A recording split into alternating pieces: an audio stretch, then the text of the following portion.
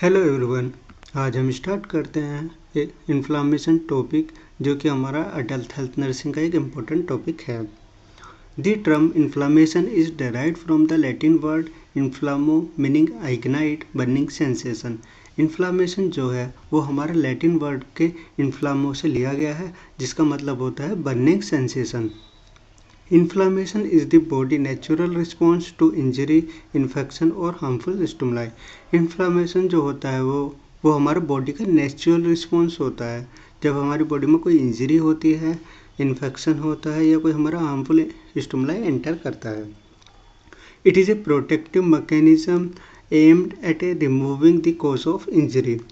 Inflammation जो होता है वो हमारा प्रोटेक्टिव मैकेनिज्म होता है। प्रोटेक्टिव मैकेनिज्म ये हमारी बॉडी को प्रोटेक्ट करने का काम करता है, जिसका एम होता है कि हमारी जो इंजरी हुई है उसको कॉज को रिमूव करना, क्लीन आउट डैमेज सेल्स, और जो हमारी सेल डैमेज हुई है उन्हें क्लीन करना, एंड टिश्यू रिपेयर, और हमारे टिश्यू को रिपेयर करने में हेल्प करना। Inflammation is a critical part of the healing process. Inflammation जो होता है वो हमारा हीलिंग प्रोसेस का इम्पोर्टेंट पार्ट है। Chronic excessive inflammation can contribute to various disease. और जो हमारी क्रोनिक इन्फ्लामेशन होती है वो हमारी अलग अलग बीमारी में कंट्रीब्यूट करती है।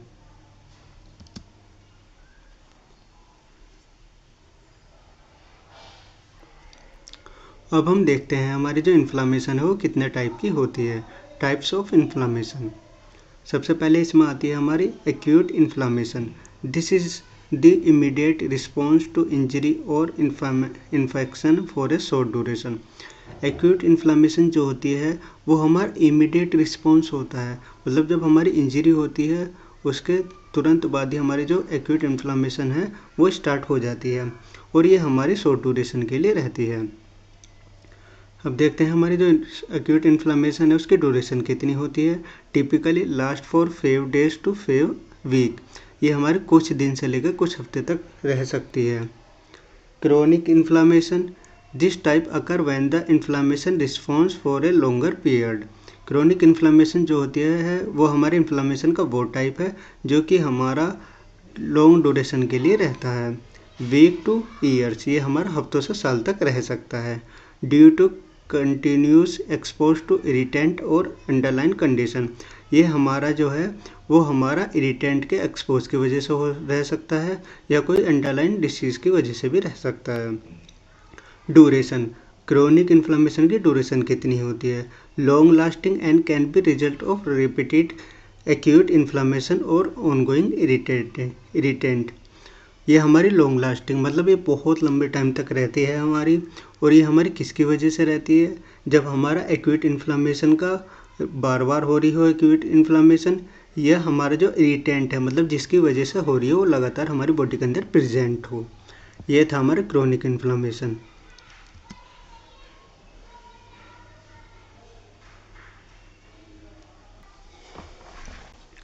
अब हम देखते हैं कि हमारे इन्फ्लामेशन के कॉज क्या क्या होते हैं।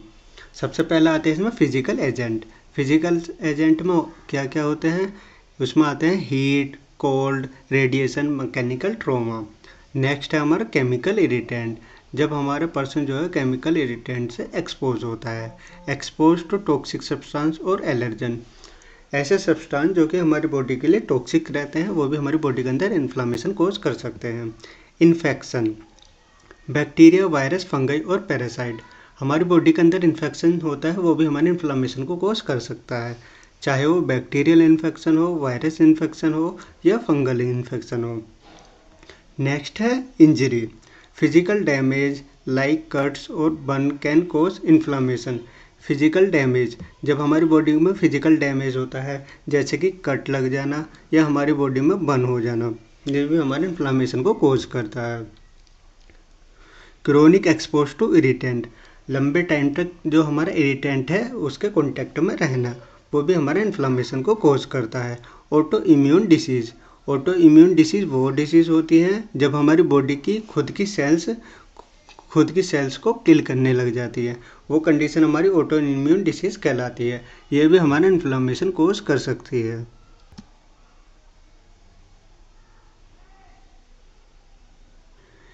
इन्फ्लामेशन के साइन एंड सिम्टम्स क्या क्या होते हैं। सबसे पहला आता है इसमें रेडनेस, जिसे हम रोबर भी कहते हैं। Increase blood flow to the affective area cause the skin to appear red और फ्लश्ड।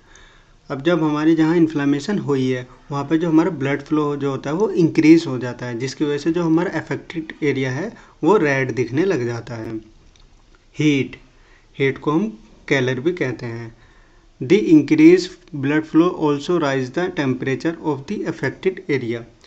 अब जब हमारा अफेक्टेड एरिया में ब्लड फ्लो बढ़ जाता है वो हमारा टेम्परेचर को भी इंक्रीज कर देता है, जिसके वजह से हमारी बॉडी का टेम्परेचर बढ़ जाता है।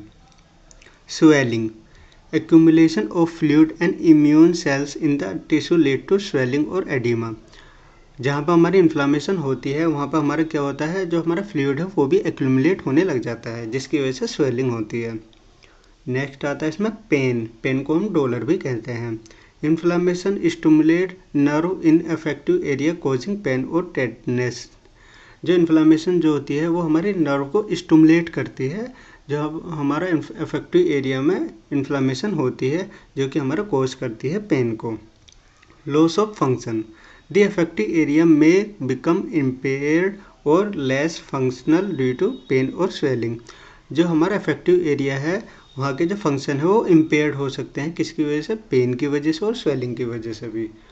और नेक्स्ट है इसमें फीवर, इन्फ्लामेशन की वजह से हमारी बॉडी में फीवर भी हो सकता है।